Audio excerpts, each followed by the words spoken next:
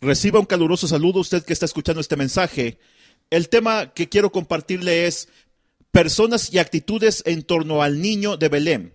Mateo capítulo 2 versículos del 1 al 12 dice de esta manera: Cuando Jesús nació en Belén de Judea, en días del rey Herodes, vinieron del oriente a Jerusalén unos magos diciendo: ¿Dónde está el rey de los judíos que ha nacido? Porque su estrella hemos visto en el oriente y venimos a adorarle. Oyendo esto, el rey Herodes se turbó y toda Jerusalén con él, y convocados todos los principales sacerdotes y los escribas del pueblo, les preguntó dónde había de nacer el Cristo. Ellos le dijeron: en Belén de Judea, porque así está escrito por el profeta: y tú, Belén, de la tierra de Judá, no eres la más pequeña entre los príncipes de Judá, porque de ti saldrá un guiador que apacentará a mi pueblo Israel. Entonces Herodes, llamando en secreto a los magos, indagó de ellos diligentemente el tiempo de la aparición de la estrella, y enviándolos a Belén, dijo: Id allá y averiguad con diligencia acerca del niño, y cuando le halléis, hacédmelo saber, para que yo también vaya y le adore. Ellos, habiendo oído al rey, se fueron, y he aquí la estrella que habían visto en el oriente iba delante de ellos, hasta que llegando se detuvo sobre donde estaba el niño.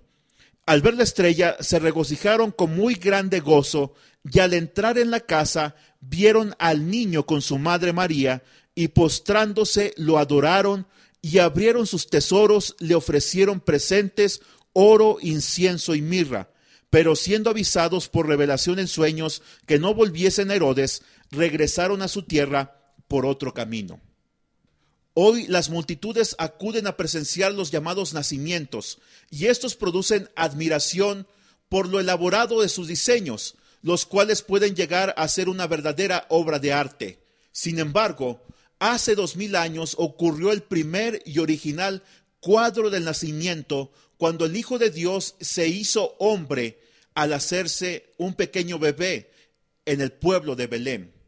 Diferentes reacciones y actitudes de la gente nos demuestran cómo es que las personas, la humanidad, recibe a Jesús y el mensaje de Jesucristo el día de hoy. Tenemos en la Biblia actitudes de la gente como el rey Herodes. Dice la Biblia en el Evangelio según San Mateo que tanto el rey Herodes como la gente de Jerusalén, cuando escucharon el mensaje de los magos, la pregunta de ellos diciendo: ¿dónde está el rey de los judíos? Por supuesto que Herodes era el rey de los judíos, aunque él era en cierta manera un rey apócrifo, es decir, él no era judío de nacimiento. Él pertenecía a una nación que se había sometido a los romanos, de tal manera que él obtuvo este puesto por medio de la influencia que él tenía. A Herodes solamente le interesaba mantener su poder. No solamente se turbó él, sino que además toda la ciudad, toda la sociedad de Jerusalén se turbó cuando escuchó la palabra de estos sabios de Oriente. La llegada de los magos debió ser muy impresionante. Imagine usted toda una caravana encabezada por estos personajes ilustres, mientras eran seguidos por esclavos, todos ellos mostrando grandes riquezas, vestiduras hermosas, sus coronas de oro con piedras engarzadas. Y podemos imaginar cómo hoy la gente se sorprende de las cosas maravillosas que ve en la televisión, en los noticieros, que escucha en la radio o que ve en los diarios. Sin embargo, la gente se turba cuando se habla en contra del aborto. La gente se turba hoy cuando se habla en contra de la eutanasia, cuando se habla a favor de la pena de muerte en contra de los criminales, de los asesinos, de los secuestradores. La gente hoy se turba cuando escucha al pueblo de Dios que está en contra de las uniones homosexuales, cuando el pueblo de Dios habla en contra del libertinaje, el libertinaje sexual, los excesos al beber el alcohol. La gente se turba porque no quiere someterse a la voluntad de Dios. Dice la Biblia que todos se turbaron. Esto significa que el mal está en el corazón del hombre y el mal no hace distinciones sociales. Vemos en la reacción de Herodes cuando Herodes dice en Mateo capítulo 2 versículo 16: dice de esta manera: Herodes entonces, cuando se vio burlado por los magos, se enojó mucho y mandó matar a todos los niños menores de 2 años que había en Belén y en todos sus alrededores, conforme al tiempo que había inquirido de los magos. Vemos en Herodes un interés. Él había mostrado interés en la pregunta de los magos, pero es un interés que lleva a la hipocresía. Herodes se turbó, pero cuando se sintió burlado por estos hombres sabios del oriente, entonces él mandó asesinar a toda una generación de niños de la ciudad de Belén y de sus alrededores. Cuando la gente es confrontada con su realidad y no quiere abandonar su pecado, hará lo que sea necesario por persistir en él. Es que la gente no quiere perder los beneficios temporales que el pecado le acarrea. La gente incluso es capaz de aniquilar su relación con Dios. La gente no quiere llevar el yugo que Jesucristo impone a todos aquellos que quieren ser sus seguidores. En segundo lugar, vemos el conocimiento que lleva a la indiferencia. El conocimiento que lleva a la indiferencia.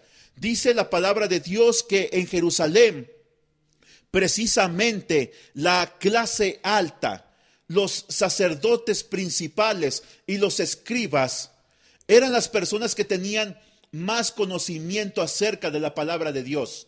Ellos conocían las profecías, las leyes, la legislación mosaica, la liturgia del templo. Eran ellos las personas más preparadas y capacitadas para conocer a Dios y enseñarlo al pueblo. Ellos conocían la Escritura. Desafortunadamente ellos no pudieron discernir la llegada de la persona más importante de la historia, aquel al cual anunciaban los profetas, aquel al cual anunciaba Moisés cuando dijo: vendrá un profeta mayor que yo, a él obedézcanlo, a él escúchenlo, y cualquiera que no lo escuche será cortado del pueblo. Pero ellos no pudieron, o más bien dicho, no quisieron discernir la llegada de la persona más importante de la historia. Ellos no quisieron acudir a Belén, aunque Miqueas había profetizado siglos atrás que en Belén nacería el Salvador.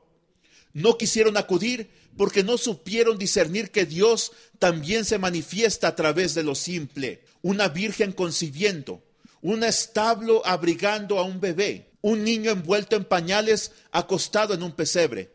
No es que no creyeran que esto fuera posible, simplemente que no les interesó. Hoy existe gente que sabe lo que es pecado y lo que no es pecado. Nuestro problema más grande hoy no es el conocimiento. Hoy conocemos la Escritura, la historia de la iglesia, la doctrina de nuestra iglesia. Pero desafortunadamente muchos cristianos simplemente no están interesados en tener una vida de intimidad con Dios. La mayoría de la gente hoy conoce la Escritura.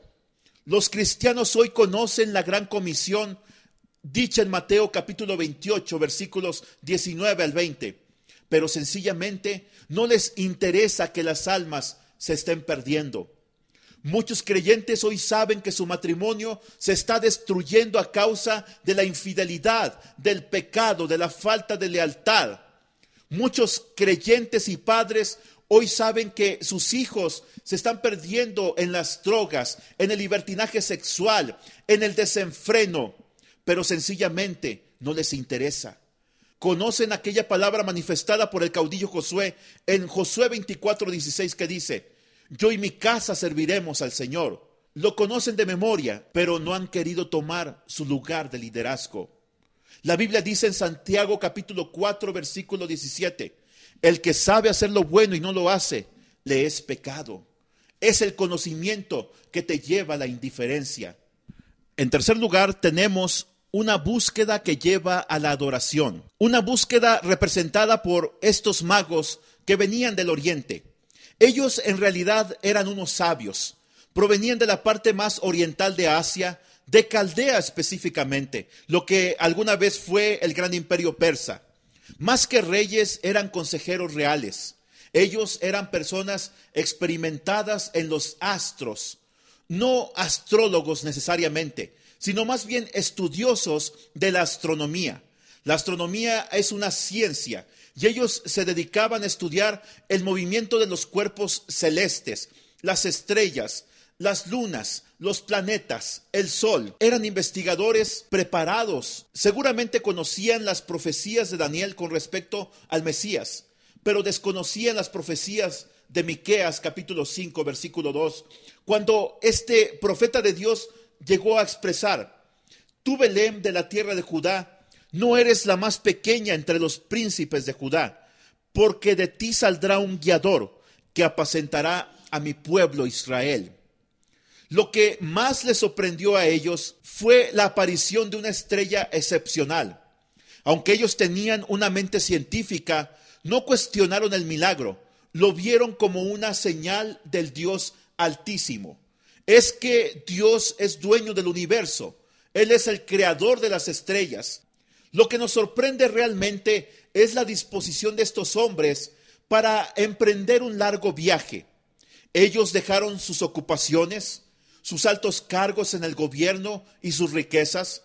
Tal vez dejaron a su familia, sus esposas y sus hijos. Por eso es que sorprende la disposición y la búsqueda de ellos. Ellos no conocían la escritura a cabalidad como los principales líderes religiosos judíos. Sin embargo, ellos estuvieron dispuestos a andar largas distancias. Tal vez atravesaron el calor del desierto. Tal vez fueron asaltados. Lo que sea que ellos hayan atravesado nos implica que ellos tenían un propósito y una búsqueda que te lleva a la adoración, una búsqueda que te lleva a pagar un precio, una búsqueda que te lleva a abandonar todo aquello que consideras importante en tu vida con tal de alcanzar lo excelente, con tal de alcanzar aquello que es conforme a la voluntad de Dios. No era una búsqueda a ciegas, era una búsqueda con propósito, una búsqueda que lleva a la adoración, porque ellos iban preparados con regalos especiales para el rey de los judíos. Y no solamente encontraron al rey de los judíos envuelto en pañales, no solamente encontraron un pequeño bebé, sino que encontraron ellos la salvación. La adoración tiene un objetivo principal, es una muestra de agradecimiento por la salvación recibida. Ellos sabían que ese pequeño bebé envuelto en pañales era mucho más que eso. En él estaba contenida toda la divinidad, todo el propósito de Dios para salvar a la humanidad. Por eso es que ellos, cuando le vieron, se postraron ante él y le ofrecieron lo mejor de sus regalos. Le ofrecieron no solamente especias aromáticas, le ofrecieron no solamente metales preciosos o joyas, le ofrecieron su corazón. ¿A dónde te lleva la búsqueda que estás haciendo en tu vida? ¿A dónde te llevan los caminos que estás andando cada día? ¿A dónde te llevan los propósitos que estás planeando en tu mente? Procura que cada cosa que haces en la vida tenga el objetivo de enaltecer la figura de Cristo en tu corazón. En cuarto lugar, tenemos la autosuficiencia que nos lleva a la falta de misericordia. Dice Lucas capítulo 2 versículo 7 de esta manera: y dio a luz a su hijo primogénito, y lo envolvió en pañales, y lo acostó en un pesebre, porque no había lugar para ellos en el mesón. El personaje menos recordado en las épocas navideñas es el mesonero de Belén. La Biblia no nos da su nombre, pero seguramente era un hombre muy rico. En la época del empadronamiento, sus utilidades económicas debieron haber crecido mucho. Este hombre no tiene excusa, porque para los judíos, y en especial para los habitantes del Medio Oriente, la hospitalidad era una obligación, era una regla no escrita. Este hombre seguramente podía manejar las tarifas de sus habitaciones a su antojo. La gente tenía necesidad de buscar cobijo durante las noches, así que él podía decir cuánto costaría tal o cual habitación. Él podía incluso tener habitaciones de primera o de segunda calidad. Seguramente la prioridad aquella noche fue atender a los ricos hacendados, a los líderes religiosos, políticos y los publicanos que acudían a Belén para ser empadronados. Así que en medio de tanta preocupación por las atenciones que tenía que brindar, dejó pasar una gran oportunidad. Este hombre tuvo frente a sí la oportunidad de haber sido el mesonero que tuvo en sus habitaciones al Rey de Reyes y al Señor de Señores. Sin embargo, no les quiso dar la oportunidad de hospedarlos en su mesón. Por cuidar sus tesoros personales, perdió la oportunidad de hacer tesoros celestiales. A modo de conclusión, quiero contarle una historia. Wallace Purling era un niño de 12 años de edad. Sin embargo, durante su nacimiento, su madre tuvo algunos problemas de salud y Wallace Purling nació con una especie de parálisis cerebral. Creció durante su infancia siendo el niño favorito y muchos de sus compañeritos le tenían mucho cariño, pero él era un niño alto, fornido. Sin embargo, sus dificultades para hablar y para incluso expresarse con claridad hacían que la gente le tuviera muchas consideraciones. ¿Cuál no sería la sorpresa de este joven adolescente cuando su maestra le anunció que él sería uno de los personajes de la obra teatral que se presentaría en Navidad? Él soñaba con ser uno de los pastores que recibiría la noticia de parte de los ángeles de que el niño había nacido en Belén. Sin embargo, él se sorprendió aún más cuando la maestra le dijo que él sería el mesonero que recibiría a José y a María.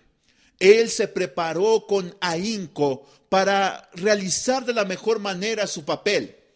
Durante semanas estuvo memorizando las palabras que tendría que decir aquella noche solemne cuando se le presentarían José y María en aquella obra teatral que presentarían en la escuela de su pueblo. Aquella noche cuenta la gente que Wallace Purling se quedó anclado al piso de aquel teatro mientras observaba cómo los personajes entraban y salían de la presentación principal. Cuando tiempo después llegó su momento de entrar al escenario, Wallace Purling entró con todo su atuendo personal, dando la sensación de que estaba haciendo el mejor papel de su vida. Se presentó ante José y María cuando ellos tocaron la puerta.